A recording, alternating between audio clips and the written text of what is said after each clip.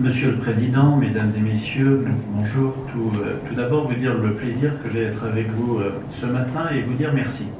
Au fond, merci déjà pour deux raisons. La première, c'est l'organisation par le SINASAF de cette matinée d'échange, de restitution, de débat sur une problématique absolument essentielle. Vous l'avez dit tout à l'heure et je reviendrai dessus tout à l'heure, 20 000 morts par an, estimation plus ou moins exacte, un peu plus haute, un peu plus basse, mais 20 000 morts par an, ce qui est absolument colossal en termes de santé publique du fait des problématiques de pollution de l'intérieur.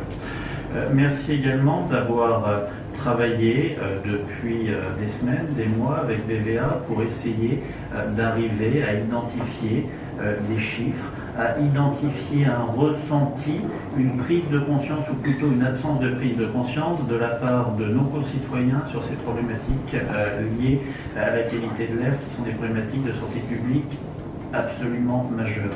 La qualité de l'air en France et en Île-de-France de manière générale est un problème de santé publique colossal.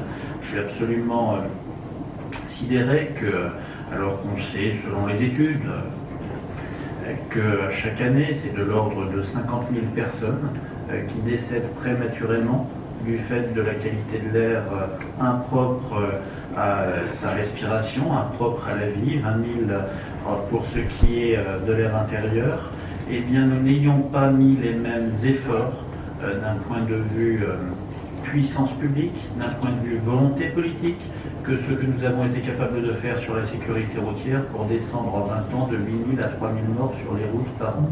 Non pas, il ne s'agit pas ici de comparer ou de faire une échelle des causes de désastres, de drames, parce que derrière chaque mort, c'est un drame familial qui se joue, mais bien de prendre conscience que ce qui a pu être fait dans certains domaines mériterait de l'être dans d'autres, et que bien souvent, on peut regretter peut-être bien que la nature et l'être humain étant ainsi fait, nous surfocalisions sur certains secteurs en oubliant, en omettant complètement d'autres secteurs.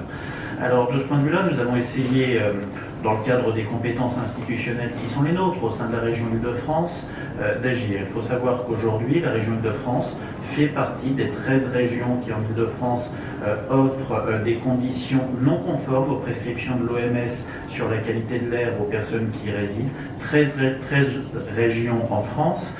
France qui fait depuis des années maintenant, puisque les premières mises en demeure datent de la mandature du président Chirac, l'objet de mise en demeure de la part de l'Union européenne, d'agir pour essayer d'améliorer la qualité de l'air, mises en demeure qui sont toutes restées vaines et sans effet, à tel point, ou sans effet suffisant, pour être tout à fait honnête, à tel point que notre pays a fait l'année dernière l'objet d'une condamnation, mais d'un avis du Conseil d'État insatisfaisant, et que nous sommes aujourd'hui en phase contentieuse avec l'Union européenne qui risque d'aboutir à des pénalités financières extrêmement lourdes. La région Île-de-France, face à cela, a souhaité dès 2016 mettre en place un plan R pour essayer d'agir structurellement sur les vecteurs permettant d'améliorer la qualité de l'air, je le disais, avec les compétences qui sont les nôtres, avec des compétences d'orientation, des compétences d'accompagnement, des compétences de subventionnement, mais très rarement des compétences de maître d'ouvrage. La région n'étant véritablement maître d'ouvrage que dans deux secteurs, les lycées, et pour partie en compétences partagées sur les transports. Nous avons, au travers de ce plan pour la qualité de l'air, décliné un certain nombre de mesures structurelles, avec notamment deux amorçages de fonds. D'une part, pour faciliter la transition des véhicules vers des véhicules propres, où nous pouvons aujourd'hui, et un certain nombre d'entreprises liées au SINASAF peut être intéressées, mis en place un fonds pouvant aller de 1 500 à 9 000 euros selon le type de véhicule, permettant d'accompagner jusqu'à 5 changements de véhicules pour les entreprises de moins de 50 salariés ou moins de 10 millions d'euros de chiffre d'affaires annuel. Donc c'est aussi un moyen de lutter contre l'un des deux facteurs de pollution majeure en Île-de-France, qui est la pollution liée à l'automobile. Et puis le deuxième facteur qui est lié au chauffage bois, c'est un fonds air-bois pour arriver à soutenir la profession et à soutenir les particuliers qui décideraient de passer sur des foyers fermés. Nous amenons aujourd'hui jusqu'à 2 000 € pour permettre à un particulier de changer son mode de chauffage. Au-delà de ça, nous sommes aujourd'hui face à une contradiction majeure dans le cadre de notre transition énergétique et écologique dont vous êtes des acteurs. Une contradiction majeure parce que nous poussons, nous l'Île-de-France, comme l'État, l'ensemble des régions, à aller vers des bâtiments de plus en plus étanches. Vous en avez dit un mot, Monsieur le Président, lors de votre introduction, que ce soit lors des rénovations que nous faisons, lors de constructions nouvelles, et le marché de l'immobilier a repris très fortement en Île-de-France. Les dernières 70 000 logements, c'est quelque chose qui n'avait pas été atteint depuis des années. Eh bien, nous arrivons à avoir des bâtiments, des logements de plus en plus étanches, de plus en plus économes en énergie. Des logements de plus en plus économes, à ceci près que pour qu'ils fonctionnent, il faut que les gens savent s'en servir.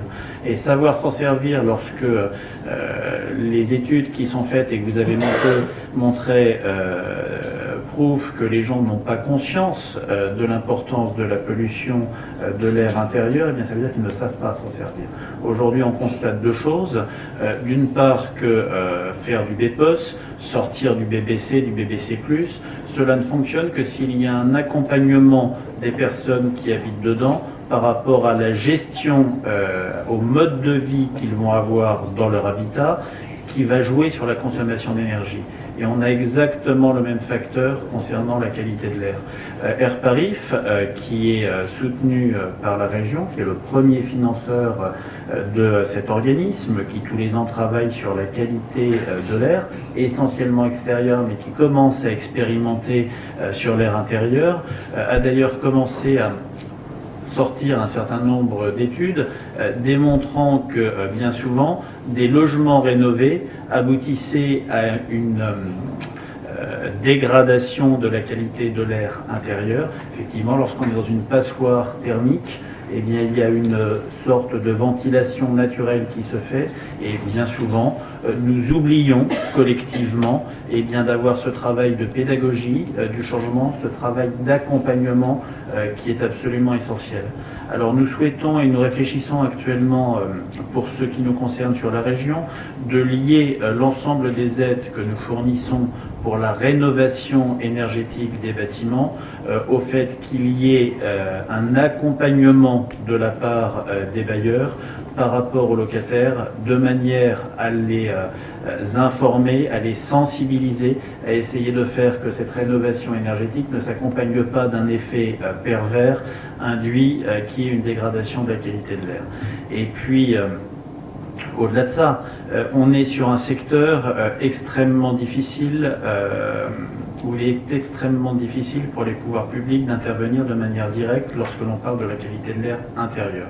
Lorsque l'on parle de la qualité de l'air extérieur, on a des leviers beaucoup plus simples.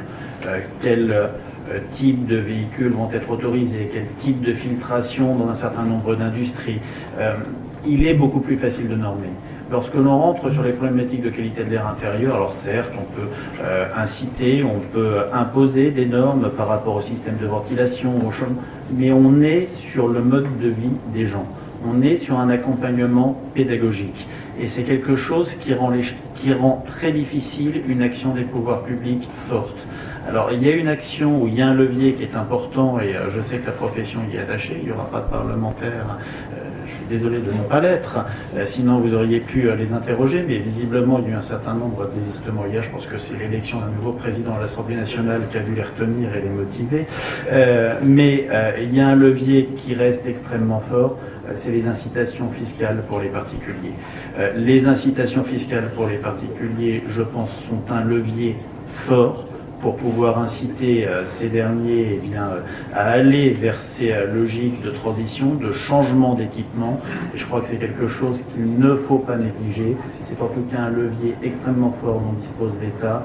Et j'espère que dans les semaines qui viennent, la loi de finances pour 2019, comme celles qui les suivront, n'auront pas un effet de coupure ou si tel devait être le cas, que ce soit quelque chose qui soit fait en sifflet sur quelques années, ce qui à la limite pourrait même avoir un effet inverse, c'est de créer un effet d'appel d'air s'il était annoncé qu'il y a un ralentissement, une coupure.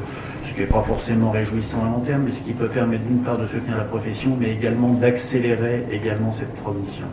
Voilà en quelques mots ce que je voulais vous dire, en vous remerciant encore une fois, au-delà de ce qui est la vie de ce syndicat, la vie de vos entreprises, eh bien d'être des acteurs essentiels pour les franciliens, pour les Français. Parce que vous faites partie des rares professions qui rentraient directement chez les gens. C'est extrêmement dur aujourd'hui de rentrer chez les gens. Qui va rentrer chez les gens directement? Un postier ne le fait plus, les médecins ne se déplacent plus. Vous pouvez avoir globalement les professions liées à l'énergie. Je trouve globalement qu'il s'agisse du gaz, de l'électricité, des VMC, potentiellement des arrivées d'eau, mais vous faites partie des rares professions qui rentraient chez l'intégralité des gens, qui par rapport aux gens avaient un rôle de conseil, d'accompagnement. Je ne vais pas dire que vous êtes à la fois l'enseignant, le médecin et le curé de la France de la fin du 19e siècle, mais vous pouvez d'une certaine manière avoir ce rôle. Eh bien, je vous remercie de l'avoir et je vous remercie de tenir cette mission de pédagogie sur laquelle de toute façon on ne fera à mon sens aucun changement durable, et si BVA dans 10 ans reproduit une étude avec les mêmes taux de Français qui considèrent que la qualité de l'air intérieur n'est pas un problème, eh bien c'est que tous, collectivement, nous aurons mal fait notre travail. Merci à vous et bonne journée.